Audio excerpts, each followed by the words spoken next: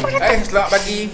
Selamat pagi. Okey, hari ni kita stop dulu kuliah kita berkenaan dengan geopolitik purba. Ada bawa tak buku latihan sekolah rendah yang saya suruh kamu pinjam dekat adik kamu? Ada. Sekarang ni tengok klip belakang. Pusing. Apa awak nampak? Bukan negara. Buku negara. Negara Ya? ada. Tak ada apa-apa pun cikgu. Buka lah pembalut tu. Koyakkan je, koyakkan. Koyakkan je. Nampak? Nampak. Okey, soalan saya. Dulu masa sekolah rendah atau menengah ada tak cikgu suruh baca rukun negara?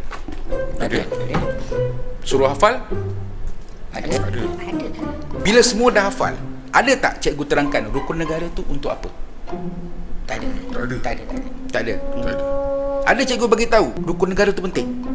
Tak ada. Tak ada. Tak ada juga. Tak ada. Ada cikgu bagi tahu rukun negara tu boleh buat kita jadi orang yang berguna bila besar nanti? Tak ada. Ada tak cikgu bagi tahu macam tu? Tak ada. Cikgu saya dulu pun suruh hafal juga, tapi tak pernah bagi tahu kenapa kena hafal. So, apa guna rukun negara? Apa guna hafal rukun negara ni? Setakat hafal, burung kakak tu boleh hafal. Betul. Buku perlembagaan tu pun burung kakak tu boleh hafal juga. Prof. Kan? Tapi dia faham tak? Prof, Ya Siti? cikgu sekolah menengah saya ada terangkan benda tu. Oh, Ya, ada. ya ke? Salah pasangan jawab. Faham, So saya maknanya betul. bukan semua sekolah lah. Ya. Ada jugalah cikgu yang faham kepentingan rukun negara ni kepada pelajar sekolah. Baguslah. Okey, terima kasih Siti dah selamatkan saya daripada kena kecam cikgu-cikgu dekat negara ini. Okey. Sama-sama, Prof. Sama-sama. Okey. Kita tengok sekarang ni, ramai orang yang bajet-bajet faham rukun negara, tapi sebenarnya diorang tak fully internalize ataupun hayati dalam hidup diorang. Okay. Terutamanya pemimpin-pemimpin, ahli politik. Orang kebanyakan tu tak cakap lah. Kan bak kata patah, guru kencing berdiri, anak murid kencing berlari. Dan pemimpin buat salah, pengikut akan buat salah lagi besar. Bila pengikut yang buat salah besar tadi naik jadi pemimpin pula, maka akan terciptalah pepatah baru. Guru kencing berlari, anak murid kencing menari. Dan benda ni sampailah satu tahap guru kencing atas MotoGP, anak murid kencing dari atas helm. Ya, apa yang Prof maksudkan ni? Kerosakan tu bukan saja akan diwarisi, malah akan makin menjadi-jadi. Ya? Kenapa boleh menjadi-jadi? Pasal hafal rukun negara tapi tak menghayati. Betul. Bila tak menghayati, maka akan lupa diri. Bagus Kamil dan juga Siti. Okey, alang-alang Sultan pun dah bertitah tentang pentingnya rukun negara ni. Jadi hari ni kita nak ulang kaji balik subjek tadika ini ya. Saya nak bagi cara mudah untuk menghayati rukun negara. Buat saya mudah. Okey, dengar Kalau sebatang paip sepanjang ni tak ada lubang dekat atas dia, boleh tak kita panggil seruling? Tak boleh. Tak boleh. Kan? Ianya masih lagi sebatang paip. Baik. Tapi bila kita dah tebuk lubang dekat atas dia, baru namanya seruling. Betul. Kan? Ada macam-macam kegunaan seruling lah. Kan? Kacau dodol boleh, paling anjing boleh, sendal pintu boleh. Kan? Tapi macam mana cara guna yang sebenar? Kena tekan dan lepas lubang-lubang dekat atas dia. Betul? Betul. Tapi kenapa tak bunyi pula? Dah tekan dah ni. Pasal kita tak tiupkan angin ke lubang hujung ni. Yang lubang hujung ni kita tak tiupkan. Ada tiup. Sekali kita tiup, kita dah gunakan fungsi sebenar seruling. Sebenarnya dah cukup dah berbunyi. Tapi macam mana nak cantikkan lagi bunyi tu? Boleh ke sedap kalau main bantai je?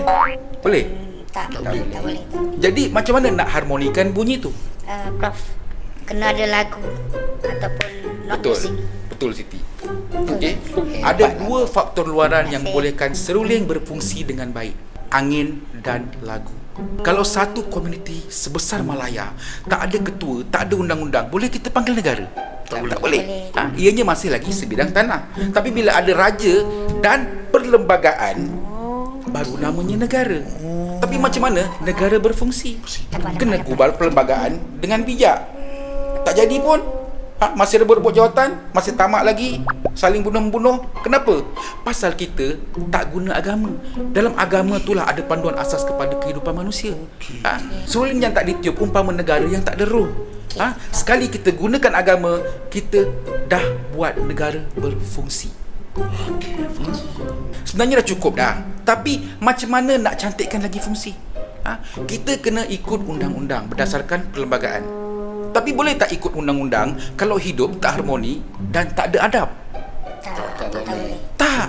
Jadi macam mana nak harmoni dan beradab? Kena ada kesopanan dan kesusilaan. Sama macam seruling tadi. Ada dua faktor luaran yang membolehkan negara berfungsi dengan baik.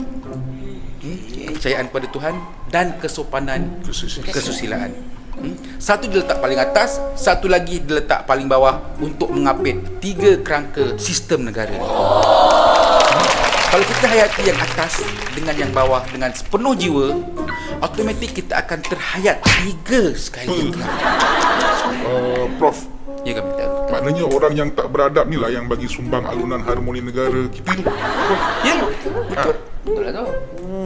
Elok-elok alunan lagu Cindai jadi cendol. Kan? Orang marah tak? Marah. Bila kita beriman, warak, sopan, bertata susila, kita sebenarnya tengah jaga kedaulatan dan keamanan negara. Hilang salah satu pun dah boleh ganggu keseimbangan. Contoh, kau beriman, warak, tapi tak sopan. Kau dah nampak macam AJK masjid yang kerek. Betul. Kalau kau sopan, beradab, tapi tak ada pegangan agama, kau nampak macam pelayan bar. Nampak baik tapi serve alkohol. Bayangkan orang yang tak balance ni ada dalam kerajaan. Cuba bayangkan. Tak ada pula. Memang ada, Prof. Banyak. Kalau ada, diorang patut pergi ke dataran Selangor kat Shah Alam tu untuk baca dan hayati rukun negara. Okey, siapa nak ikut saya? Saya. Esok pagi kita pergi. Mana tahu jumpa ke dengan diorang. Saya.